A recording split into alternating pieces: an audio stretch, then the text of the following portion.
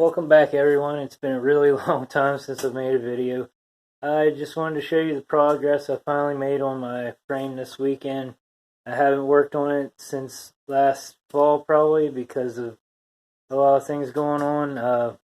For one, my teeth were giving me problems. I had to get all of them removed, and I have dentures now. They're not in at the moment because in the evenings I take them out because they still irritate me some. But that and my niece's car sat in the driveway for months with me trying to figure out what was wrong with it. And I finally got it fixed and it's gone. And I ended up putting some rotors and pads on our car just, I think, last weekend or the weekend before. Hasn't been too long ago. But and with me working 12-hour days, that's the only time I get to do any work is on weekends mainly. I have cut back, and I'm only working 3 days on overtime now instead of 5, so it gives me a little more extra time. But it's like constantly raining here, and you only get like a 1 to 2, maybe 3 day window each week to mow, so I do that a lot on the non-rainy days. And see, my grass is ready to be mowed already. And I also mow my mother-in-law, so it takes a little extra time. But anyways, this is what I got done this weekend. This cross member over here, I cut out. It was the one all the way on the back of it. It was just too thin and rotten to even try to patch. I was going to just patch it, but decided to cut the one out of this one, which is totally different. Well, they were different years, so that's probably part of the reason. And this seemed really sturdy yet. And of course, when I get it welded in the frame, I'll sandblast it or wire wheel it and get it cleaned up for paint. But it also has this bridge to the other crossmover, and it'll weld onto there, and that's to hold your spare tire. But now that I took a plasma cutter and cut the old one out, and then took a air chisel and chiseled all the rest of the remaining metal that was still in here so I didn't damage the frame.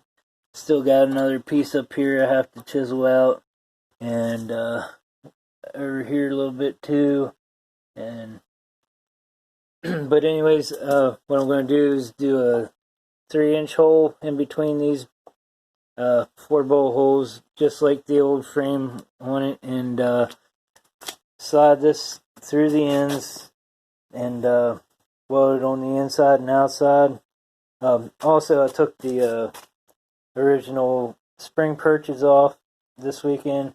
They were still in good shape, but I already purchased new ones, so I'm going to use them. Those rivets are kind of a pain in the butt to get off. The best way I found is to take your angle grinder and grind the head down on the perch side, and then I took my air punch and was able to pop the rivets out that way. The only problem was because I still have the springs on it. This hole right here, I wasn't able to do that to get my grinder in, so I had to go in on the inside, which I didn't like doing because I caught some of the frame, but it's not major, and punched it out to the outside, which it took a lot more to do than doing it the opposite direction. But anyways, while I was doing that, I realized that this cross member, it's too rotted out for me to fix too. If it was straight like this one, I would have definitely fixed it. But because it's on a bend, I didn't want to go on try to fix that. So I got online and they actually make an aftermarket one, which seems pretty sturdy. The website is safetycap.com. They do a lot of frame repair kits, and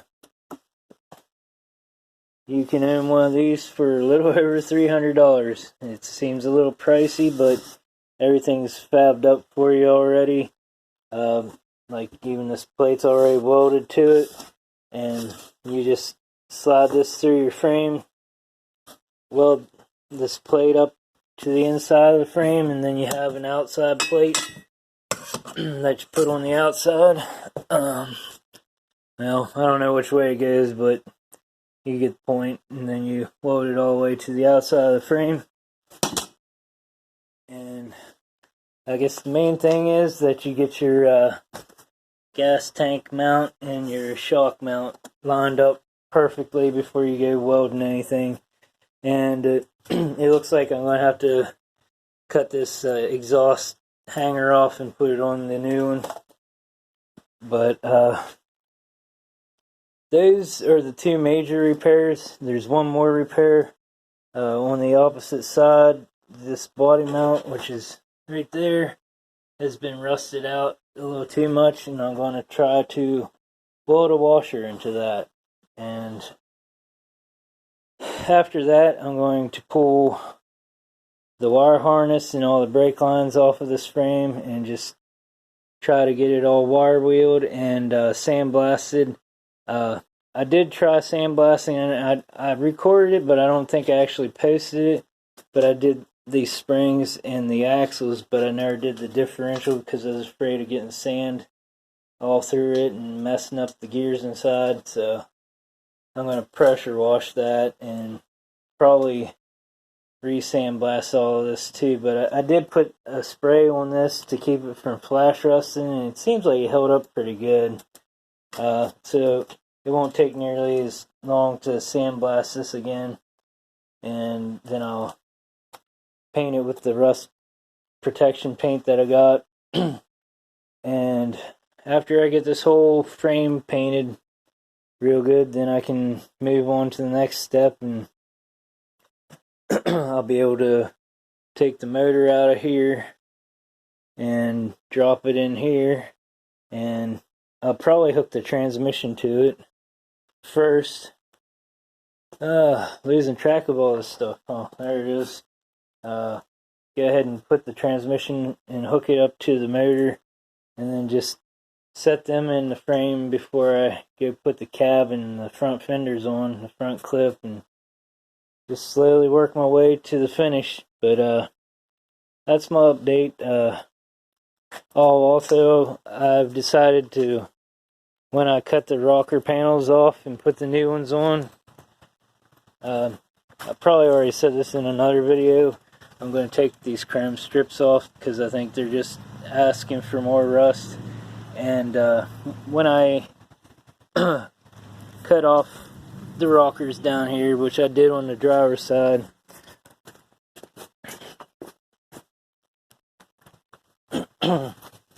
I started on this side. I haven't finished yet, but they're going to be cut out a little more, and then I'll replace them. I already have the replacements, and do the rust paint on this stuff too after I clean it up, and I'm going to do a two-tone paint job, and I'm going to use this body line right here and paint the bottom half of it pewter, and then it will sort of look like my dad's truck. His is red and pewter, but this will be black. And one thing I'm not sure of where to draw the line at for sure on this is at this step, because that line would be like right here, and I'm thinking maybe just draw the line there, pop this off, and then finish it over here.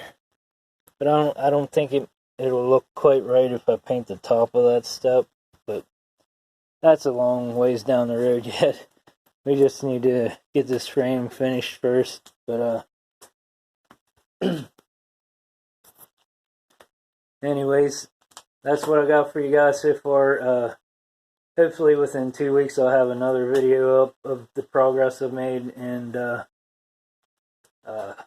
I just thank all my subscribers for watching and subscribing and commenting, and I love your comments. They sort of help keep me going on the projects and stuff like that, and a lot of you guys know a lot more than I do, and it helps me along. So anyways, I'm going to cut this off now, and I will talk to you guys next time.